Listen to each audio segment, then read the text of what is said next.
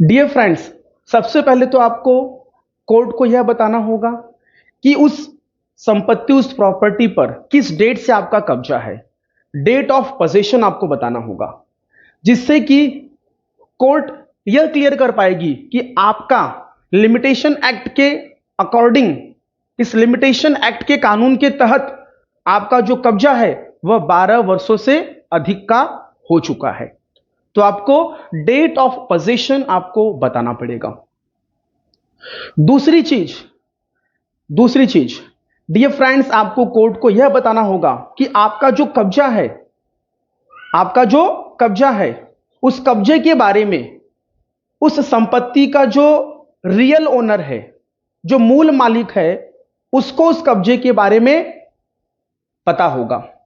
मतलब कि उस कब्जे के बारे में उस रियल ओनर को नॉलेज होगा, उसके नॉलेज में यह बात होगी कि आपने इस प्रॉपर्टी के ऊपर कब्जा बनाया रखा है।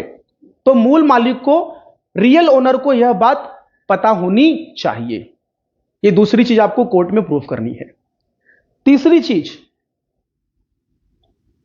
जिस संपत्ति पर आपका कब्जा है वह कब्जा आपका निरंतर होना चाहिए, कॉन्टिन्यूअस होना चाहिए, लगातार होना चाहिए, 12 वर्षों से अधिक का, 15 साल, 20 साल, 25 साल जो भी है।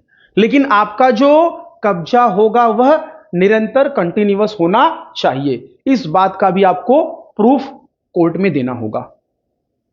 अगली चीज, आप जो कब्जा बनाए रखे हैं वह आपका जो कब्जा है, आपका जो पोजीशन है, वह पीसफुल तरीके का होना चाहिए, शांतिपूर्वक।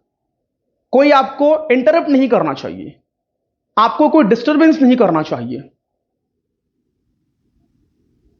आप शांतिपूर्ण तरीके से उस कब्जे पे आप रह रहे हैं।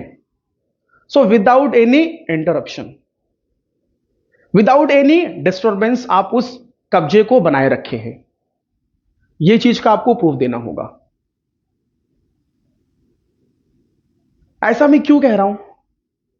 क्योंकि क्या होता है ना, यदि ओनर को पता है कि आप वहां रह रहे हैं और ओनर ने यदि एक्शन ले लिया तो पुलिस आएगी, आपको भगाएगी, या फिर रियल ओनर के घर वाले या फिर पड़ोसी जो भी हैं वो आके आपको वहां से हटाएंगे, आपसे लफड़ा झगड़ा करेंगे, मारामारी करेंगे, गाली गलौज करेंगे।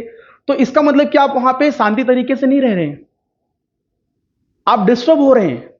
तो आपको यह प्रूफ करना है कि विदाउट एनी डिस्टर्बेंस मैं वहां पे शांतिपूर्ण तरीके से मैं वहां पे स्थापित हूं, मैं वहां पे काबिज हूं। इसका आपको प्रूफ देना होगा। अगली चीज, आपका वह जो कब्जा है वह आस पड़ोस के लोगों के नॉलेज में रहना चाहिए। आपका चोरी छुपके वाला कब्जा नहीं रहना चाहिए, सीक्रेट कब्जा नहीं रहना चाहिए। जो आस पड़ोस के जो लोग हैं उनको पता होना चाहिए कि आप यहां पर कब्जे में हैं। आप ये जो प्रॉपर्टी, जिस प्रॉपर्टी पे आप रह रहे हैं वह कब्जे की प्रॉपर्टी है, उसका मालिक कोई और है। इसके बारे में आस पड़ोस जो गांव वाले हैं या फिर जहां का भी आपका कब्जा है, आस पड़ोस के लोगों को इसके बारे में नॉलेज रहना चाहिए। दूसरी चीज, आप जिस प्रॉपर्टी पर काबिज हैं उस प्रॉपर्टी से संबंधित, उस प्रॉपर्टी को मेंटेन करने के लिए जो भी नेसेसरी, जो भी जरूरी जो खर्चे हैं, जो एक्सपेंस हैं, उसको आप रेगुलर मैनर में पे करते रहिए। जैसे कि यदि कोई आवासीय प्लॉट है, कोई फ्लैट है, या फिर कोई रूम है, या फिर कोई भी जमीन है, तो उस पर लगने वाला जो प्रॉपर्टी, जो टैक्स होता है, जो संपत्ति कर होता है, वह आप रेगुलर मैनर में भरते रहिए। अगर वह कोई रेसिडेंशियल फ्लैट है, कोई आवासीय, कोई गृह है, घर है, तो उसका प्रॉपर आप मेंटेनेंस करते रहिए।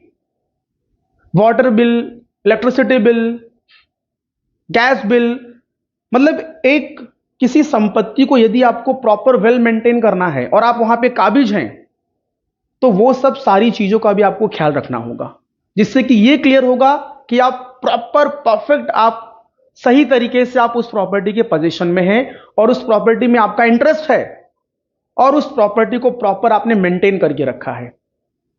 तो ये सारी बातों का आपको ख्याल रखना है। तो जब आप न्यायालय में, कोर्ट में जाते हैं, एडवर्स पोजीशन का क्लेम आप फाइल करते हैं, दावा पेश करते हैं, तो ये जो मैंने आपको बातें बताई, ये सारी बातों को आपको कोर्ट में प्रूफ करना होगा। और ये सारी बातें कहीं लिखी नहीं है। ऑनरेबल सुप्रीम कोर्ट या फिर माननीय न्यायालय के बहुत सारे जजमेंट आए हैं इस एडवर्स पोजीशन को लेकर, तो उन्होंने अपने जजमेंट के अंदर इन सारी बातों का जिक्र किया है कि आपको यदि एडवर्स पोजीशन का क्लेम करने आना है कोर्ट में, तो आप ये पूरी तैयारियों के साथ में आइए। इसका दस्तावेज, एविडेंस, प्रूफ, विटनेस, गवाह, ये सब साथ में लेके आइए। यदि यह सब होगा तो आपके पक्ष में हम फैसला सुनाएंगे, नहीं तो आपके दावे को हम खारिज कर देंगे, आपके क्लेम को हम डिसमिस कर देंगे।